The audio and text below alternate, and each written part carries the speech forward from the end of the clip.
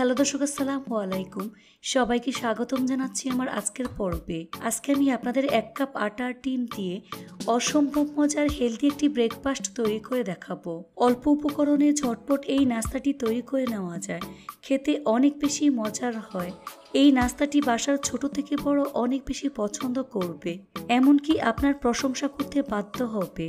এতটাই মজার এই নাস্তাটি, একবার তৈরি করে খেলেই বুঝতে পারবেন এটা ঠিক কতটা মজার। তো চলুন রেসিপিটি দেখে নিচ্ছি। এই রেসিপিটি তৈরি করার জন্য প্রথমে একটি মিক্সিং বোলে 1 কাপ পরিমাণ আটা দিয়ে দিচ্ছি, স্বাদমতো লবণ দিয়ে দিচ্ছি, 1 টেবিল চামচ পরিমাণ সয়াবিন তেল দিয়ে দিচ্ছি। সবগুলো উপকরণ একসাথে খুব ভালো করে মিশিয়ে নেব। তারপর এর মধ্যে 1 কাপ পরিমাণ পানি অল্প অল্প করে দিয়ে মিশিয়ে নিতে হবে। স্মুথ একটি ব্যাটার তৈরি করে নিতে হবে। 1 কাপ পরিমাণ আটার জন্য 1 কাপ পরিমাণ পানি ব্যবহার করতে হবে, এতে করে ব্যাটারটা পারফেক্ট হবে। হ্যান্ড বিটার দিয়ে একটু সময় নিয়ে বিট করে নিতে হবে, কারণ ব্যাটারটা যত ভালো করে বিট করে নেবেন এই নাস্তাটা তত পারফেক্ট হবে। তো আমার ব্যাটার রেডি হয়ে গিয়েছে। এখন ব্যাটারের ঘনত্বটা দেখিয়ে দিচ্ছি। ব্যাটারের ঘনত্বটা খুব বেশি পাতলা হবে না, আবার অনেক বেশি ঘন করা যাবে না।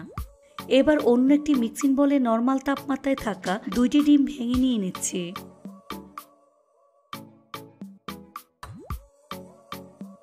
দুইটি মিডিয়াম সাইজের পেঁয়াজ কুচি দিয়ে দিচ্ছি, 1 টেবিল চামচ পরিমাণ কাঁচামরিচ কুচি, 1 টেবিল চামচ পরিমাণ ধনিয়া পাতা কুচি, স্বাদমতো লবণ দিয়ে দিচ্ছি,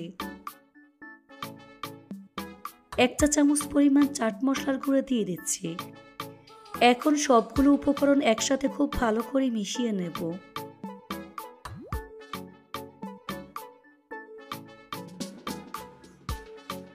মিশানো হয়ে গিয়েছে, এখন এটাকে এক সাইডে রেখে দিচ্ছি। তারপর অন্য একটি বাটিতে 1 কাপ পরিমাণ শসা কুচি করে নিয়ে নিয়েছি। এর মধ্যে 2 টেবিল চামচ পরিমাণ টমেটো সস দিয়ে দিচ্ছি।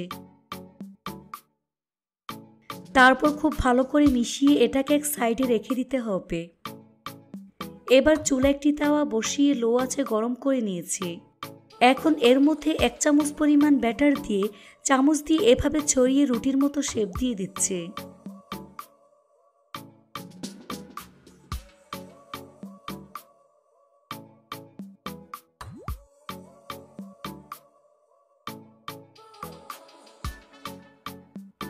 যখন দেখবেন এর উপরে কালার চেঞ্জ হয়ে সাদা হয়ে গিয়েছে, তখন এর উপর ডিমের মিশ্রণ দিয়ে দিচ্ছি। সম্পূর্ণ রুটির উপর ডিমের মিশ্রণ ছড়িয়ে দিতে হবে।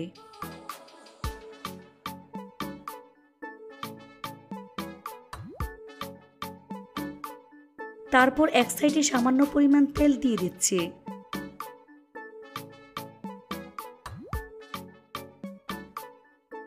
এখন রুটিটাকে উল্টে দিচ্ছি।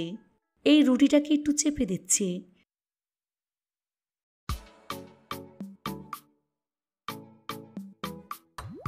এখন এর উপর আগে থেকে তৈরি করে রাখা শসার মিশ্রণ দিয়ে দিচ্ছি। মিশ্রণটাকে এভাবে লম্বালম্বি করে দিয়ে দিচ্ছি। এখন রুটিটাকে এভাবে এক সাইড থেকে ভাঁজ করে নিচ্ছি।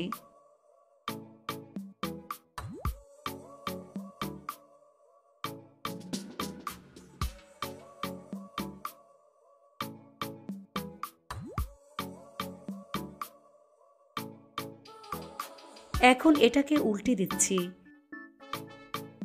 এভাবে কয়েকবার উল্টে পাল্টে ভেজে নিতে হবে। তো আমার নাস্তা ভাজা হয়ে গিয়েছে, এখন একটি প্লেটে নিয়ে নিচ্ছি।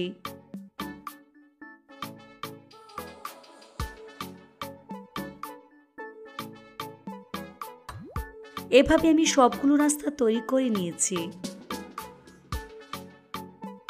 দেখুন নাস্তাগুলো দেখতে মাশাআল্লাহ কতটা সুন্দর এবং কতটা লোভনীয় হয়েছে। এটা শুধু দেখতেই সুন্দর না, খেতে অনেক বেশি মজার হয়েছে।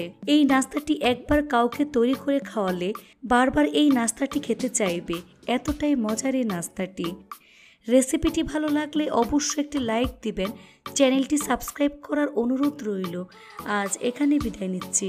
সবাই অনেক বেশি ভালো থাকবেন। আল্লাহ হাফেজ।